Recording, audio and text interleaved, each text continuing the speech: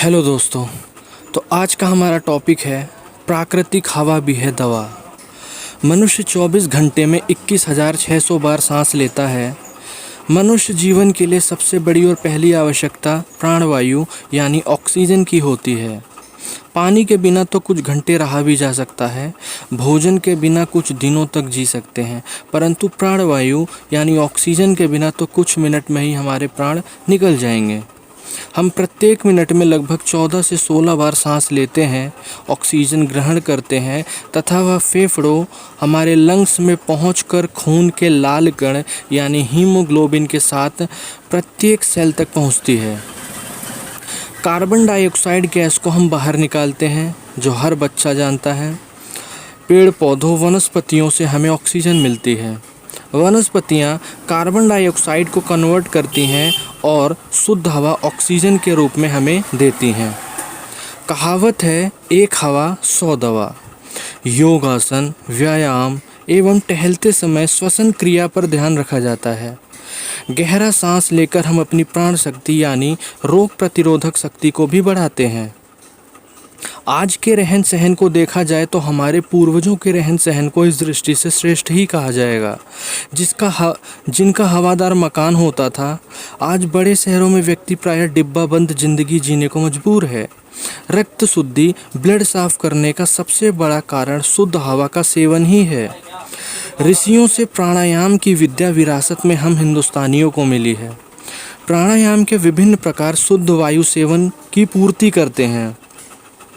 Oxygen प्रत्येक cell तक न मिलने से ही अनेक बीमारियां जन्म लेती हैं, इसलिए कहा गया है, एक हवा 100 दवा। कम कपड़े पहनकर टहलने से पवन स्नान का लाभ बाहरी और आंतरिक शरीर को भी मिलता है। शीत ऋतु में ठंड से बचने के लिए बेडरूम की खिड़कियों को पूरी तरह बंद करने तथा कंबल, रजाई ओढ़कर मुंह ढककर सोने से हमारे लंग्स द्वारा बाहर निकाली गई हानिकारक कार्बन डाइऑक्साइड गैस को ही पुनः श्वसन क्रिया द्वारा ग्रहण करने से हमारी जीवनी शक्ति कमज़ोर होती है, हमारा इम्यून सिस्टम कमज़ोर होता है। खून ठीक से स्वच्छ नहीं होता है, जिसके फलस्वरूप अनेक प्रकार की आदि व्याधि उपजने लगती हैं। शहरों में बढ़ते प्रदूषण के कारण ही मधुमेह जैसे रोग से पीड़ितों की संख्या तेजी से बढ़ रही है। यह एक शोध में पाया गया है, यह कोई हवाई बातें नहीं हैं। तो ये सभी वो कारण हो गए जिनकी वजह से हमें प्राकृतिक हवा, शुद्ध हवा नहीं मिल पाती। अब हम इनके निवारण की ओर कुछ पॉइंट से समझने की कोशिश करते हैं। तो कुछ पॉइंट्स हैं जिनकी मदद से हम प्योर ऑक्सीजन ले सकते हैं। जैसे पहला, रात को सोते समय मुंह ढककर ना सोएं। बेडरूम में दोनों तरफ वायु के आवागमन के लिए पर्याप्त खिड़कियां हो तो ठीक है, अगर नहीं तो कृपया बनवाएं। दूसरा, टहलते समय नाक से ही सांस लें, जिससे वायु फिल्टर होकर अंदर बॉडी के अंदर प्रवेश करे। तीसरा, शुद्ध हवा में गहरी सांस लेने का अभ्यास करें। चौथा, हमारे शरीर में 5 प्राण हैं, जिन्हें प्राण, अपान, समान, व्यान और उदान कहते हैं, जो शुद्ध प्राण वायु यानी ऑक्सीजन पाकर ही अपने अपने कार्य संपन्न करते हैं। पांचवा, एडोल्फ जस्ट नामक पाश्चात्य प्राकृतिक चिकित्सक के शिष्य हमारे महात्मा गांधी खुले बदन वायु सेवन करते थे।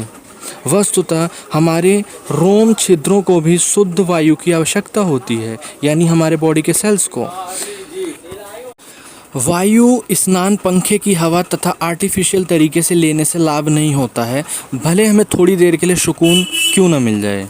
छठा, वायु शुद्ध न मिलने से ही लंग्स के रोग, एलर्जी, दमा, श्वास, ब्रोंकाइटिस, सर्दी, जुकाम, खांसी तथा अन्य दुर्बलता जनित रोग होते हैं। सातवां, यह सर्वविदित है कि वाहनों, फैक्ट्रियों द्वारा प्रदूषित वायु का स्तर बड़े बड़े शहरों में बेहद खतरनाक स्थिति में रहता है। ऐसी स्थिति में रहने वालों को शुद्ध हवा के लिए सुबह जल्दी उठकर गार्डन्स में जाकर प्राणायाम आदि करना चाहिए, which is very important point.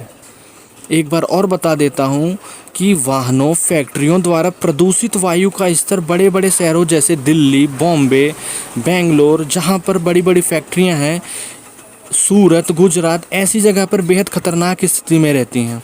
तो ऐसी स्थिति में रहने वालों को शुद्ध हवा के लिए सुबह जल्दी उठकर उद्यानों में यानी गार्डन्स वगैरह में जाकर प्राणायाम आदि करना चाहिए। इससे आप प्योर ऑक्सीजन ले सकते हैं।